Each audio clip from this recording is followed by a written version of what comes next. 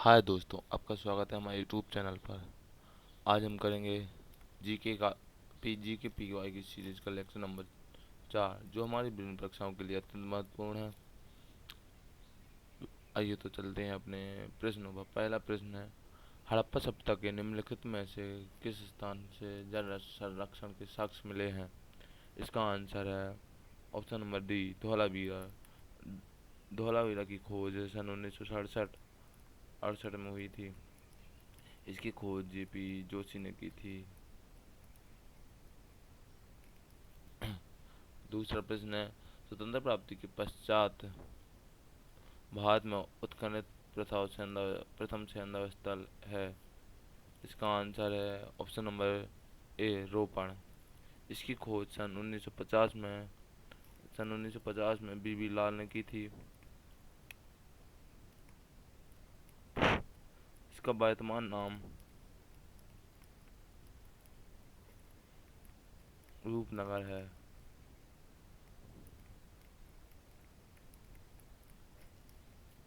रूपनगर है, पंजाब में स्थित है। अगला तीसरा प्रश्न है, कर्क रेखा निम्नलिखित में से किन राज्यों से गुजरती है?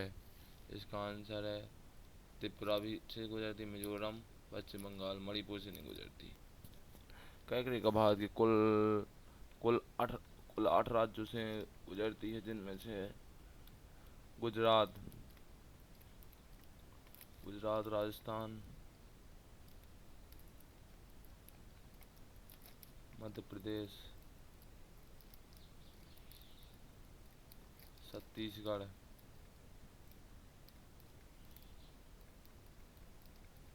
झारखंड, पश्चिम बंगाल,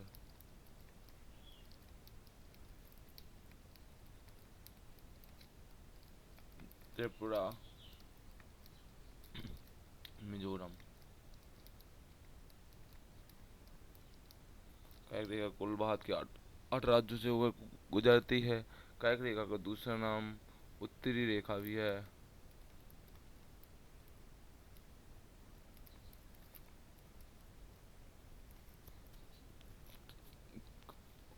कर्क रेखा के सबसे नजदीक शहर रांची एवं जबलपुर है।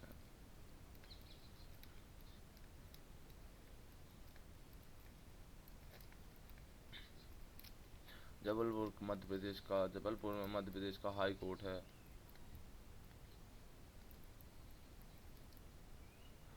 चौथे प्रश्न है, निम्नलिखित में से कौन एक राज्य भारत की 7 बहनों में सम्मिलित नहीं है? इसका आंसर है मेघालय सम्मिलित है, अरुणाचल प्रदेश है, असम है। इसका आंसर है ऑप्शन नंबर डी, सिक्किम। यह 7 बहनों में नहीं आता है। अगला प्रश्न है, निम्नलिखित में से कौन से एक स्थानीय मानक समय यामोत्तर के सबसे नज़दीक है? इसका आंसर है option number D, Mirzapur. Mirzapur यह सामान्य यात्रोत्तर के सबसे नज़दीक आता है। यह यूपी में स्थित है। 60वां प्रश्न है, कौन निम्नलिखित में से कौन द्विभाषी राज्य नहीं है? इसका आंसर है ऑप्शन नंबर सी, कर्नाटक। यह द्विभाषी राज्य नहीं है। नागालैंड में कोन्याक एवं इंग्लिश बोली जाती है। और सिक्किम में गोरखा एवं इंग्लिश बोली जाती है।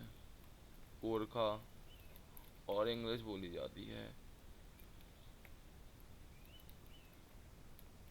और त्रिपुरा में कोक बोरोक एवं बंगाली बोली जाती है।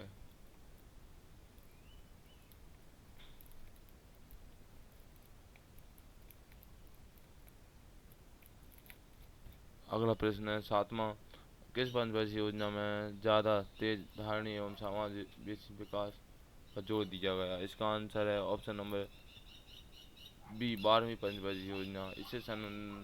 इसे 2012 से 2017 के बीच लागू किया जाना था, परंतु इसके 2015 में नीति आयोग ने इसका स्थान ले लिया।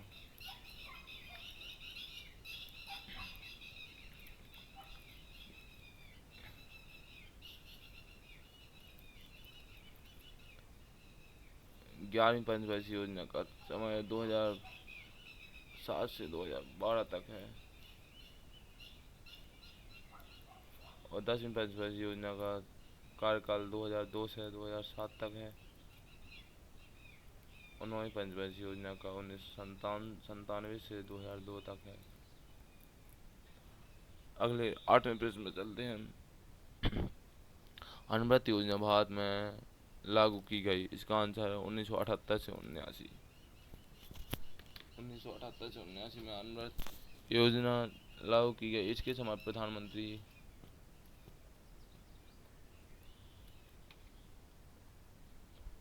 प्रधानमंत्री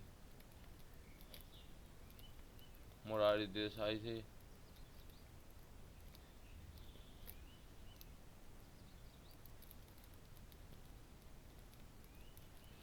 मोरारजी देसाई थी। यह 20 सूत्रीय कार्यक्रम के रूप में भी जाना जाता है।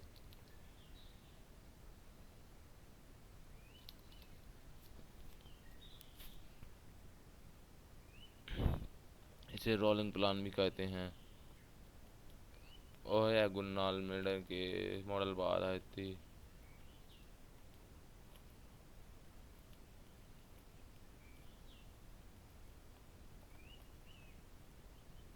अगले 9वां प्रश्न चलते हैं। किस पंचवर्षीय योजना के दौरान खादी एवं ग्राम उद्योग का गठन किया गया? इसका आंसर है द्वितीय पंचवर्षीय योजना के दौरान यह खादी एवं ग्राम उद्योग का गठन किया गया। इसे यह उद्योग पर आधारित थी, कृषि एवं उद्योग दोनों के विकास पर आधारित थी। इसके समय राहुल केला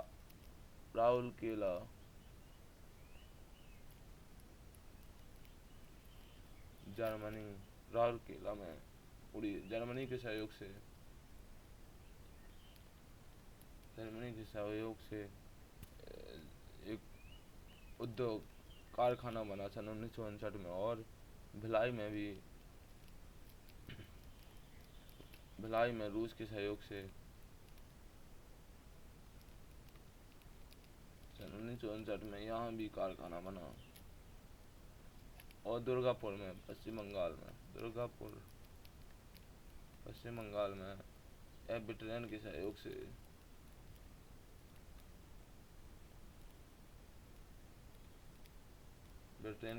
सन 1959 में यहाँ भी कारखाना बना। 10वें प्रश्न पे चलते हैं। ध्वनि की प्रबलता निम्नलिखित में से मापी जाती है। इसका आंसर है ऑप्शन नंबर बी, डेसिबल में मापते हैं। 11वां प्रश्न है। क्षणकारों द्वारा निम्न में प्रयोग आने वाले एक्वारेजिया निम्नलिखित को मिलाया जाता है। इसका आंसर है ऑप्शन नंबर बी, नाइट्रिक अम्ल एवं नाइट्रिक अम्ल तथा हाइड्रोक्लोरिक अम्ल मिलाया जाता है। 12वां प्रश्न है। दूध का पीएच मान डॉट होता है। इसका आंसर है ऑप्शन नंबर बी, 6.6 होता है। इसका दूध का पीएच मान 6.4 से 6.6 के बीच में होता है और HCl का पीएच मान 0 के नजदीक होता है।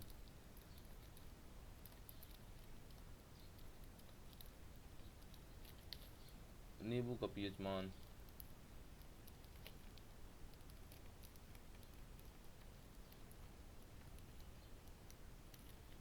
2.2 से 2.4 के बीच में होता है। कॉफी का पीएच मान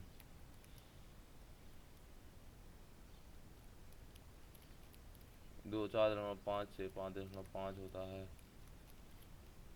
और शुद्ध जल का पीएच मान 7 होता है।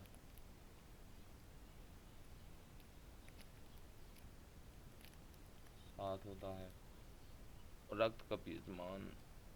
रक्त एवं आंसू का पीएच मान 7.4 होता है।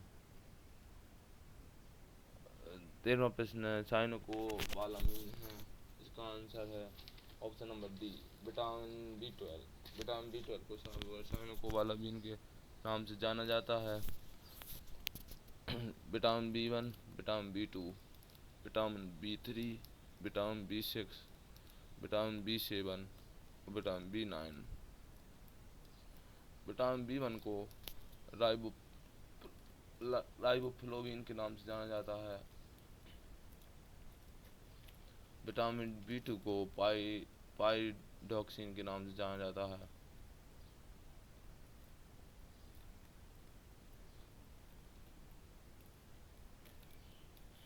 विटामिन बी 3 को नाइसिन के नहीं, विटामिन बी 2 को राइबोफ्लोविन के रूप में जाना जाता है। और विटामिन बी 1 को थायमिन के रूप में जाना जाता है। विटामिन बी 3 को नाइसिन के रूप में जाना जाता है। विटामिन बी 6 को पाइरोक्सिन के नाम से जाना जाता है। विटामिन बी 7 को बायोटीन के नाम से जाना जाता है।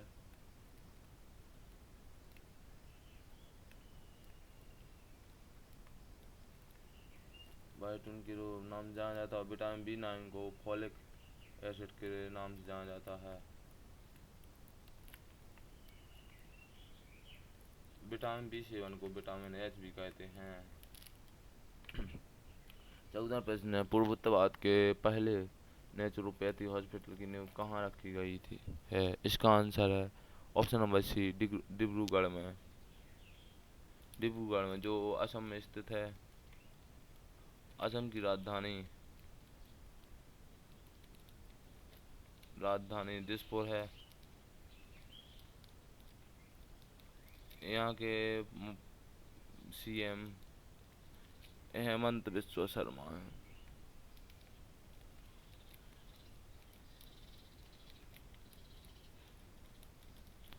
सीएम हेमंत बिस्वा शर्मा है। यहाँ असम में राज्यसभा की सीट 7 हैं, लोकसभा की सीट 14 हैं एवं विधानसभा की सीट 126 है।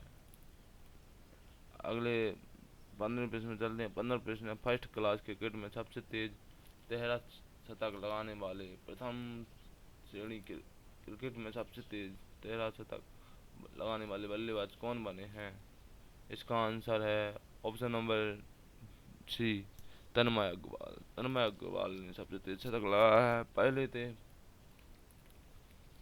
थे वीरेंद्र सहवाग।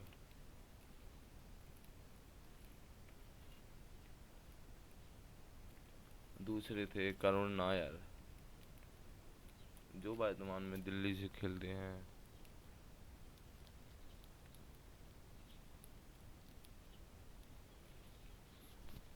यदि आपको वीडियो पसंद आए तो लाइक कमेंट जरूर कीजिएगा। मिलते हैं अगले लेक्चर में। धन्यवाद।